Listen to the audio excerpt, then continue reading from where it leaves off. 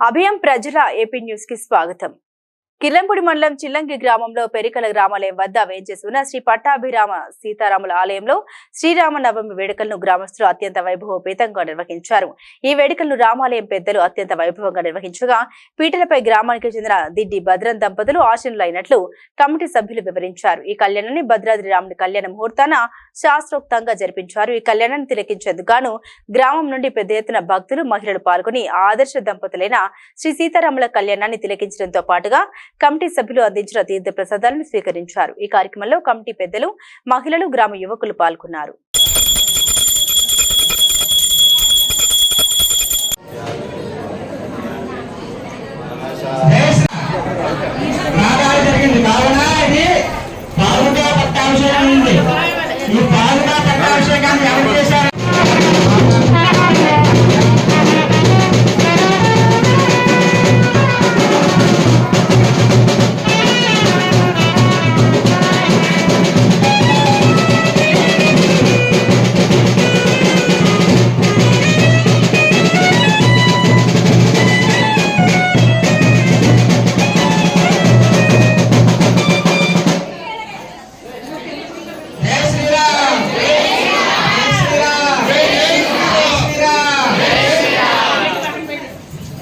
महादेवताय नमः।